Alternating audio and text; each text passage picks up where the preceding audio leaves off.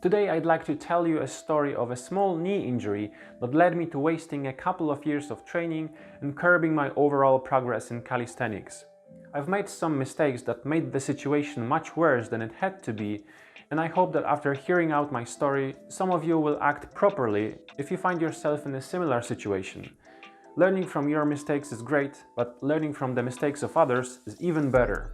I injured my knee pretty early, maybe a year after I started training calisthenics, so it was around 7 years ago. I was inflexible naturally and I sure wasn't keen on stretching, so my mobility was poor.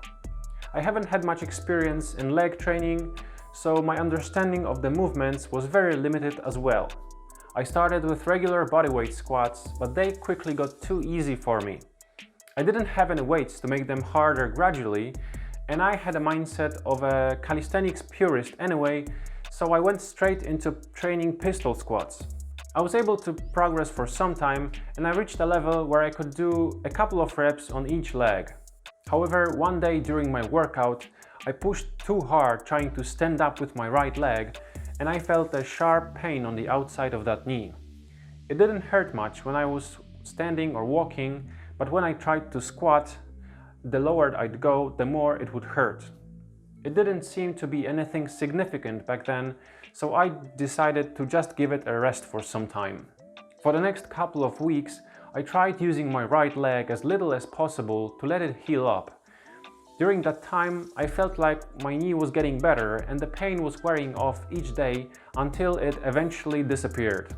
Or so I thought. When I tried squatting again, it turned out that something is wrong.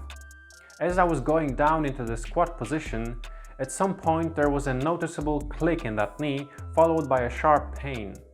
I experimented with various exercises and knee positions, but couldn't figure out what's going on. My knee worked fine in the upper part of its range of motion, but it gave out once I went in it deeper. Fortunately, it didn't make my life any harder, as I was able to move around just like before. I could still run and jump and cycle without any issues.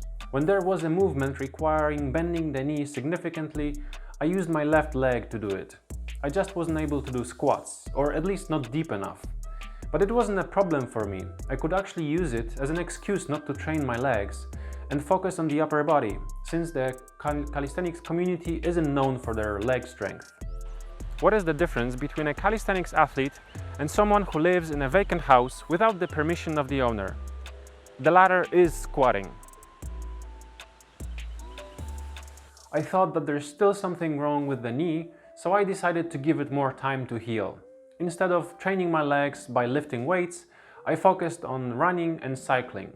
After a couple of months, I tried squatting again, but the knee was still clicking. It didn't hurt right away like before, but after doing a couple of consecutive squats, the pain would come back and grow stronger with each click. That was the moment when I made the biggest mistake in that whole situation. I assumed that my knee is permanently injured in some way and just accepted that I'm not gonna be able to do squats anymore. It didn't bother me too much though, as I was still able to train my legs with running or cycling. I convinced myself that my assumption was true and the busted knee became a part of me, just like a tattoo. I told everyone that I don't do squats because I have an injury and I didn't pay attention to that knee for the next 4 or 5 years. During that time, my left leg became the dominant one. Because it took over most of the lifting, it got much stronger, while the right one was getting weaker and weaker. At some point you could clearly see the difference in size between them. My upper body training during that period wasn't going very well either. I was training regularly, but I couldn't see much progress. Although I was in a decent shape, I felt like I'm stuck at a certain level. Sometime around 2 years ago, I wanted to start doing leg exercises again to see where I'm at. At this point, my knee was still clicking if I didn't pay attention, but I found a way to perform squats without it happening. Basically, I had to stretch my legs and hips very well beforehand and be very mindful about the form. However, the problem was that the next day after the workout, the muscles in my left leg would be much more sore than in the right one, despite it being much stronger. I tried thinking about using both of my legs equally when I was squatting, but the muscle pain indicated that I was loading my left healthy leg much more. So I started recording myself doing squats to analyze my technique. I wanted to see if there's any visible asymmetry in the way I do them.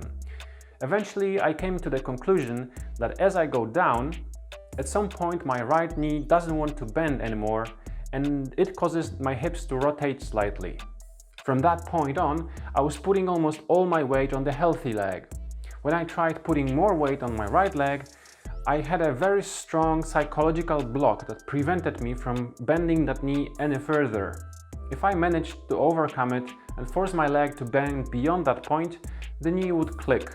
It didn't hurt anymore when it happened, but it was very uncomfortable because that click had a very strong association with pain in my mind. For the next couple of months, I kept on experimenting with various leg exercises, trying to find some that I'm actually able to perform. On top of that, I was stretching a lot because my right leg was much less flexible. Eventually, one day, I had an epiphany that maybe that knee isn't injured anymore. Maybe it healed after a couple of weeks, but the problem is I'm not using that leg properly. Maybe it's still possible for me to fix it. Well, now I'm pretty sure that is correct. Here's what really happened. I believe that the injury I had was a partial LCL tear. After a couple of weeks or months, the tendon regrew and the knee was ready to be used normally again, but I didn't know that. I should have done rehab to correct the movement habits that I developed to protect the knee when it was injured, but I didn't do that. Instead, I spent 5 years growing the inequality between my legs without realizing it. Because I was doing most of the lifting with my left leg, the muscles in the right one got very weak. They also got very inflexible because I wasn't getting into the positions that stretched them.